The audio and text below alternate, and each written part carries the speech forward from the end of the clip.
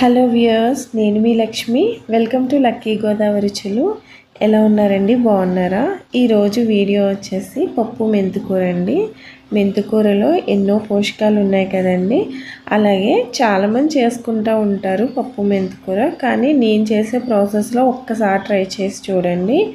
చాలా కమ్మగా ఉంటుంది, పిల్లలకు కూడా ఇష్టంగా తింటారు.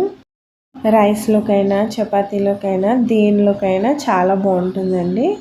చేసే ప్రాసెస్ కూడా చాలా ఈజీ అండి. మనం 10 మినిట్స్లో ఈ పప్పు మెంతికూర తయారు చేసేసుకోవచ్చు, అదే కమ్మగా.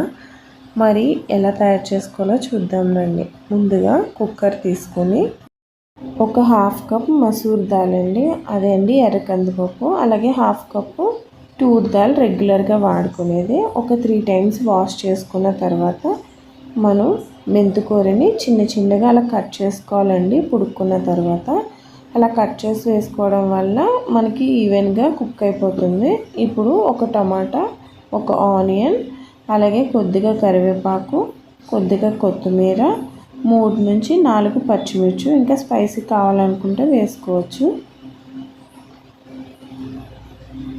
ఇప్పుడు ఒక స్పూన్ కారం వేసానండి.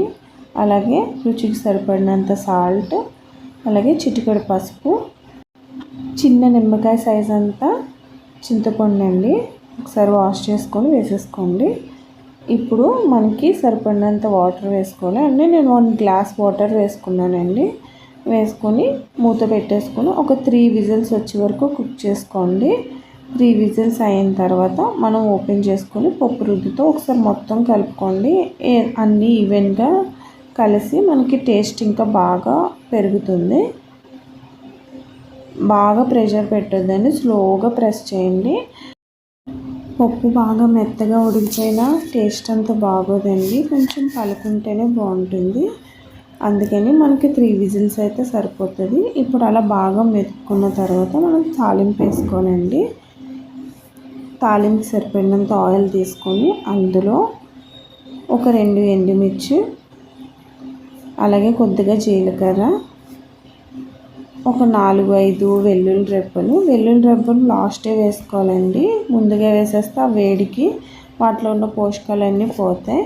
లాస్ట్గా కొద్దిగా కరివేపాకు, అలాగే కొద్దిగా ఇంగువ కూడా వేసుకోవాలండి. ఇంగువ వేసుకోవడం వల్ల మనకు గ్యాస్ అనేది ఫామ్ అవ్వదు. అంతేనండి, అది మనం తాలింపు పప్పులో వేసేసుకోవాలి. అంతేనండి, ఎంతో కమ్మనైన పప్పు మెంతికూర కర్రీ రెడీ అండి. కొంతమందికి ఇష్టపడరు మెంతికూర చేదుగా ఉంటుందని, అలాంటి వాళ్ళు కూడా ఇష్టంగా తింటారండి. తప్పకుండా ట్రై చేయండి. ప్లీజ్ నాకు సపోర్ట్ చేయండి. మీరు సపోర్ట్ చేయడం వల్ల నాకు ఇంకా కొత్త కొత్త వీడియోస్ చేయాలనే ఇంట్రెస్ట్ కూడా వస్తుంది. ఎవరైతే సబ్స్క్రైబ్ చేసుకోలేదో ప్లీజ్ సబ్స్క్రైబ్ చేసుకోండి. నా వీడియో కనుక నచ్చినట్లయితే లైక్ చేయండి, షేర్ చేయండి, సబ్స్క్రైబ్ చేసుకోండి. Bye viewers.